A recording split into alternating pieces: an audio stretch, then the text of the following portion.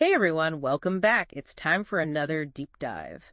And today we're exploring Atlas of the Heart. It's a fascinating book. Yeah, it really is. And we've gotten a ton of requests from listeners to cover this one. I can see why it's really resonating with people. It definitely is. It's all about expanding our emotional vocabulary. Right. Giving us more nuanced language to understand those feelings we all experience. Exactly.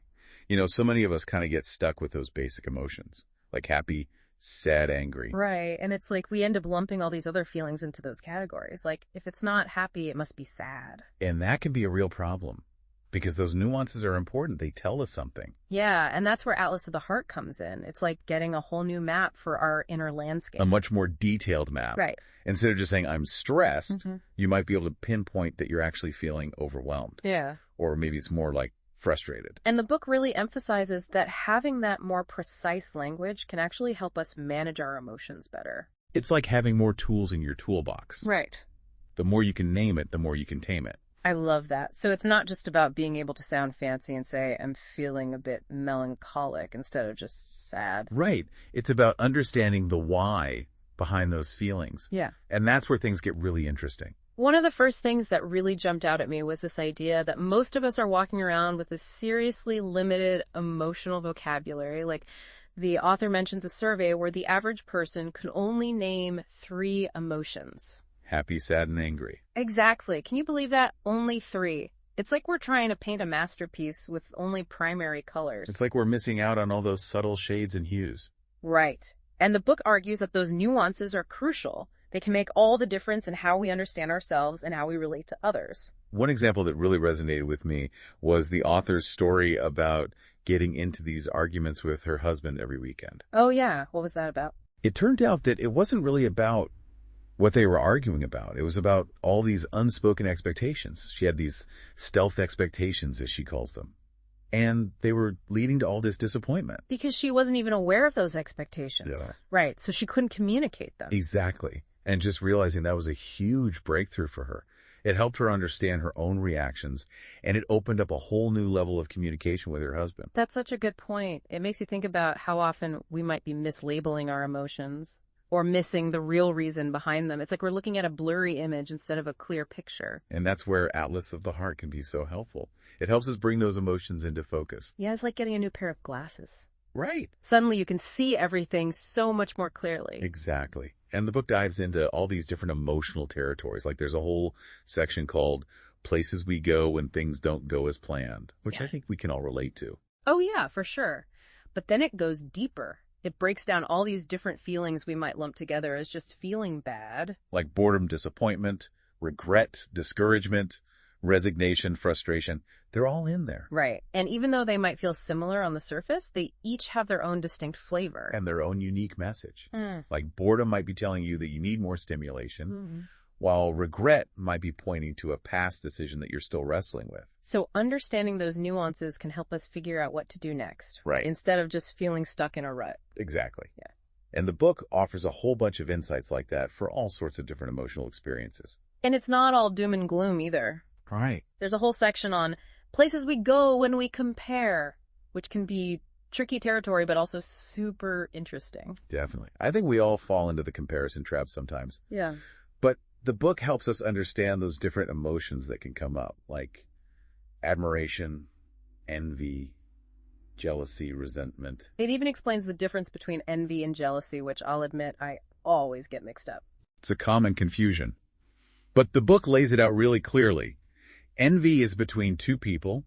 You want what someone else has. Jealousy involves 3 people. You're afraid of losing someone or something to another person. Oh, okay.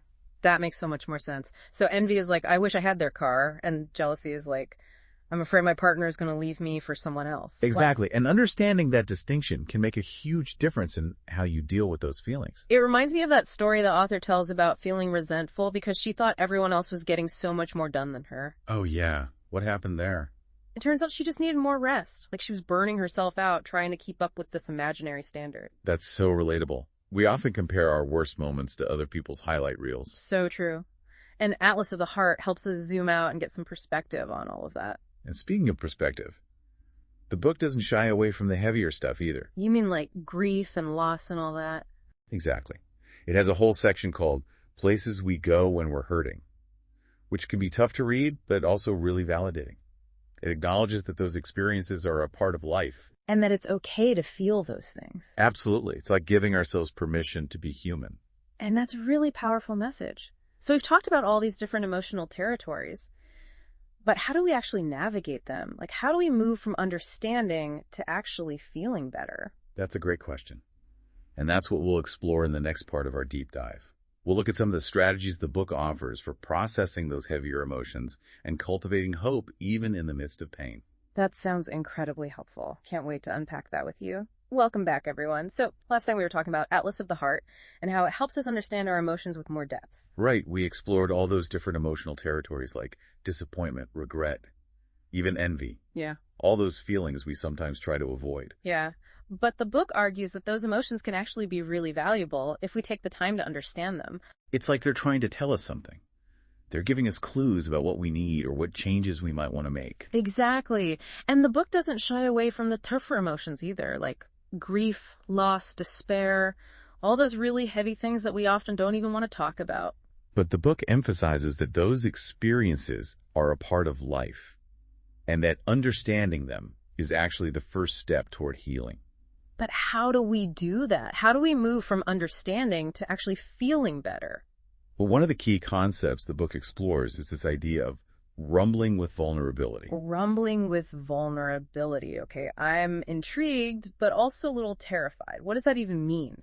It means leaning into those uncomfortable feelings instead of trying to avoid them. It's about recognizing that vulnerability isn't weakness. It's actually the birthplace of courage and connection and creativity. So instead of putting on a brave face and pretending everything's okay, we should allow ourselves to feel those more vulnerable emotions. Exactly. Think about it. When you take a risk and share something personal with someone, it probably feels scary in the moment. But that's often where real connection happens. You build trust. You forge deeper bonds. You show up as your most authentic self. That makes sense. But it's still scary. Like, how do we actually get better at rumbling with vulnerability? The book suggests starting by recognizing our armor, those behaviors we use to protect ourselves when we're feeling vulnerable. Armor? Like what kind of armor? It can take many forms. Maybe it's perfectionism, trying to always be in control and never make a mistake. Or maybe it's people-pleasing, always putting others' needs before your own. Or maybe it's numbing yourself with distractions, like endlessly scrolling social media or binge-watching TV. Wow. I think we've all worn some of that armor at some point. So how do we start taking it off? The key is to get curious about those behaviors. Ask yourself, what am I trying to protect myself from? What fear or insecurity is driving this behavior? Once you identify the root cause, you can start replacing that armor with more courageous and vulnerable actions. So instead of trying to be perfect, you might try being more open about your struggles. Or instead of people-pleasing, you might practice setting boundaries and saying no more often. Exactly. It's about choosing courage over comfort, even when it feels hard. And that's where another important skill comes in, practicing curiosity. Curiosity. How does that help us be more vulnerable? Curiosity involves approaching situations with a sense of openness and wonder. Rather than judgment or certainty, it's about asking questions, seeking to understand different perspectives, and be willing to learn and grow. So instead of assuming we know everything, we admit that we don't have all the answers, and we're open to learning from others. Precisely. And curiosity is contagious. When you approach others with genuine curiosity, it invites them to do the same. It creates a space for open dialogue, empathy, and connection. And that can make it feel safer to be vulnerable. Right. Because you're not putting so much pressure on yourself to have all the answers. Exactly. And speaking of learning and growing, the book also emphasizes the importance of trying new things, even if we're not good at them at first. That's where the idea of a growth mindset comes in. Right. Believing that we can develop new skills and abilities with effort and practice. Exactly. And that applies to emotional skills just as much as any other skill. So it's like learning to ride a bike. You're probably going to fall a few times, but you keep practicing and eventually you get the hang of it. Exactly. And the same goes for emotional skills, like regulating our emotions. Yeah. Communicating effectively. Yeah. Setting boundaries. Building healthy relationships. I like that analogy. So instead of getting discouraged when we mess up in our relationships, we can see it as an opportunity to learn and grow. Mm-hmm. But learning those emotional skills, that sounds like a lifelong process. Does the book give any concrete advice on where to even begin? It does. And that's where we'll pick up in the next part of our deep dive. We'll explore some of the practical strategies the book offers for developing those essential emotional skills and building more meaningful connections. Sounds good. Looking forward to it. All right, so we're back. And we're still exploring Atlas of the Heart, this book that's giving us a whole new perspective on our emotions. And how those emotions shape our relationships. Right. We've talked about getting more specific with our feelings, facing those uncomfortable, vulnerable moments, and even approaching things with a more curious mindset. We've covered a lot of ground, but we left off talking about those essential emotional skills, like setting boundaries, regulating our emotions, communicating effectively, all that good stuff. Yeah.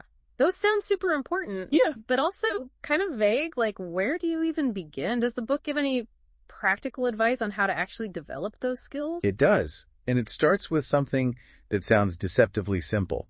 Naming your emotions. Naming them. Like just saying, I'm angry or I'm sad. I mean, we already do that, right? Well, yeah. But most of us have a pretty limited emotional vocabulary. We tend to use those broad terms like good, bad, happy, sad, angry, and that's about it. But think about it. If you were describing a color, you wouldn't just say blue, right? You'd say like sky blue or navy blue or turquoise. Exactly. You'd use more specific language to capture those subtle shades and hues. And it's the same with emotions. The more precise you can be with your language, the better you'll understand what you're actually feeling. Oh, I see what you mean. So instead of just saying, I'm feeling bad, you might say, I'm feeling disappointed because my friend canceled our plans, or I'm feeling resentful because I'm doing all the work on this project. Exactly. And that precision can be really powerful because it helps you get to the root of those emotions. It's like if your car is making a weird noise. Yeah. You wouldn't just say, something's wrong with my car. You try to identify the specific sound, where it's coming from, so you could figure out what needs fixing. Okay, I get it. Emotions are kind of like that. The more specific we can be, the better equipped we are to understand and address them. So you name the emotion, then what? Do you just sit there and stew in it? Nope. The next step is to explore those emotions with curiosity. Ask yourself, what triggered this feeling? What thoughts are running through my mind? What sensations am I experiencing in my body? It's like becoming an investigator of your own inner world. That's an interesting way to think about it. Like you're not just a passive victim of your emotions. You're actively trying to understand them. Exactly. And that investigation can help you uncover the root of those emotions and make more conscious choices about how to respond. For example, if you realize you're feeling anxious because you're overcommitted and haven't had any time for yourself, that might prompt you to set some boundaries and carve out some much-needed me time. Speaking of boundaries, that's another skill the book really emphasizes, but it's one of those things that's easier said than done, right? Like how do you actually set boundaries without feeling like a jerk? Well, it starts with recognizing that boundaries are essential for protecting your emotional well-being and for creating healthy relationships. It's about knowing what's okay and what's not okay, and communicating that clearly to others. And it's not just about setting boundaries with other people. It's also about setting boundaries with yourself. Wait, boundaries with yourself? What does that even look like? It could be setting limits on how much time you spend working or scrolling social media. It could be saying no to commitments that drain your energy or don't align with your values. It's about recognizing your own needs and limits and honoring them. So it's like being your own best friend, Right. Looking out for your own well-being. Exactly. And when you practice good self-care, you're better equipped to show up for others in a healthy and sustainable way. The book also talks about the importance of compassion, both for yourself and for others. But it makes a really interesting distinction between true compassion and what it calls pity. Ooh, okay, what's the difference? Pity creates distance and hierarchy. It's about feeling sorry for someone, rather than connecting with them on an equal level. So it's like looking down on someone from a position of superiority, instead of meeting them where they are. Precisely. True compassion, on the other hand, is about recognizing our shared humanity. It's about understanding that we all make mistakes. We all experience pain, and we all have the capacity for both good and bad. It's about offering kindness and understanding without judgment. That makes a lot of sense. So how does empathy fit into all of this? Empathy is a core component of compassion. It's the ability to understand and share the feelings of others. To truly empathize, you have to step into someone else's shoes and try to see the world from their perspective. That sounds challenging, especially when you're dealing with someone who's behaving badly or making choices you don't agree with. It can be. But remember, empathy isn't about condoning someone's behavior.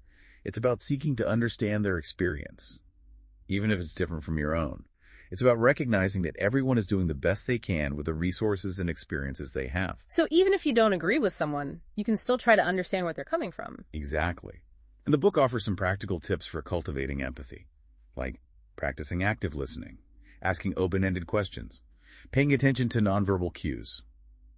It also emphasizes that empathy is a skill, and like any skill, it can be developed with practice. So we've covered a lot of ground today, from naming our emotions to setting boundaries to practicing compassion and cultivating empathy.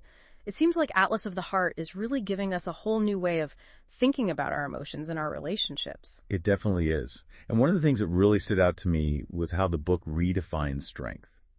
It challenges this idea that strength is about being stoic or invulnerable. Instead, it argues that true strength lies in the courage to be vulnerable, to embrace our full range of emotions, and to connect with others in a meaningful way. I love that. It's like we're being given permission to be fully human with all our messy, complicated emotions and to realize that that's actually where our strength lies. Exactly. And that's such a powerful message because it means that we don't have to have it all figured out. We don't have to be perfect. We can just be ourselves. And in that space of authenticity, we can connect with others on a much deeper level. Well said. So for anyone listening out there who's feeling a little lost or overwhelmed by their emotions, remember, you're not alone. An Atlas of the Heart is a great place to start exploring those feelings. It's like a guidebook for navigating the complex landscape of the human heart. And the more we understand our own emotions, the better equipped we are to create more fulfilling and meaningful connections with others. Absolutely. So keep exploring, keep learning, keep connecting, and keep those hearts open. Thanks for joining us on this deep dive into Atlas of the Heart. Until next time, take care, everyone.